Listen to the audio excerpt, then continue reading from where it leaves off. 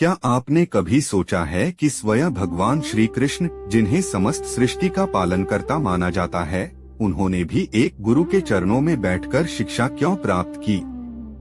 यदि भगवान को भी गुरु की आवश्यकता पड़ी, तो हमारे जीवन में गुरु का स्थान कितना महान होगा। आज की इस प्रेरणादायक कथा में हम जानेंगे कि भगवान श्री कृष्ण ने गुरु संदीपनी से क्या क्या सीखा, उन्होंने गुरु की सेवा कैसे की और गुरु दक्षिणा में ऐसा क्या दिया जिसे सुनकर हर सनातनी का हृदय श्रद्धा से भर उठता है। कंस का वध करने के बाद श्री कृष्ण और उनके बड़े भाई बलराम ने अपने माता पिता की आज्ञा से उज्जैनी स्थित महर्षि संदीपनी के गुरुकुल में प्रवेश किया। भगवान होने के बावजूद उन्होंने कभी यह अहंकार नहीं किया कि उन्हें सब कुछ पहले से ज्ञात है। वे अन्य शिष्यों की तरह साधारण वस्त्र पहनते, समय पर उठते, आश्रम के कार्य करते और अपने गुरु की आज्ञा का पालन करते थे। यहीं से संसार को यह संदेश मिला कि ज्ञान प्राप्त करने के लिए विनम्रता सबसे पहली आवश्यकता है। गुरु संदीपनी ने श्री कृष्ण और बलराम को वेद, उपनिषद, धर्मशास्त्र, धनुर्विद्या, राजनीति, युद्धकला, संगीत शास्त्र और जीवन जीने की कला का ज्ञान दिया। कहा जाता है कि श्री कृष्ण ने केवल 64 दिनों में 64 कलाओं में सिद्धि प्राप्त कर ली।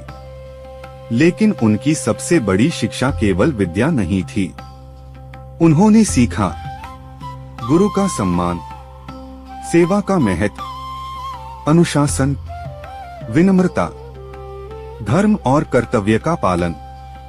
यही गुण आगे चलकर श्री कृष्ण के प्रत्येक निर्णय में दिखाई देते हैं। श्री कृष्ण प्रतिदिन आश्रम के छोटे बड़े सभी कार्य करते थे। वे जल लाते, लकड़ियां इकट्ठी करते, गौसेवा करते और गुरु माता की भी सेवा करते थे। उन्होंने कभी यह नहीं कहा कि मैं भगवान हूँ, मुझे यह कार्य नहीं करना चाहिए। यही कारण है कि आज भी सनातन धर्म में गुरु सेवा को ईश्वर सेवा के समान माना जाता है। जब शिक्षा पूरी हुई, तब श्री कृष्ण और बलराम ने विनम्रता से कहा, गुरुदेव, कृपया हमें गुरु दक्षिणा स्वीकार करने का अवसर दें। गुरु संदीपनी ने धन, सोना या राज्य नहीं मांगा। उन्होंने कहा, यदि संभव हो तो मेरे उस पुत्र को वापस ले आओ जो समुद्र में लापता होकर इस संसार से चला गया। श्री कृष्ण ने अपने गुरु की इच्छा को अपना कर्तव्य माना।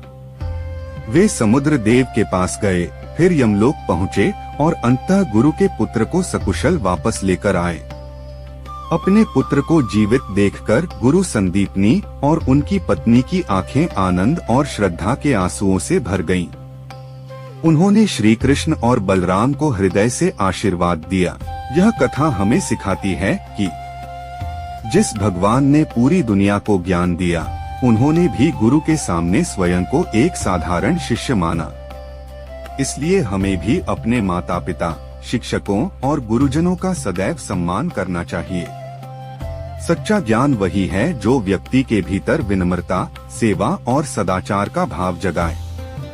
यदि आपको यह दिव्य कथा पसंद आई हो, तो इसे अपने परिवार और मित्रों के साथ अवश्य साझा करें, ताकि गुरु शिष्य परंपरा का यह महान संदेश अधिक से अधिक लोगों तक पहुँचे। जय श्री कृष्ण, जय गुरुदेव, राधे राधे।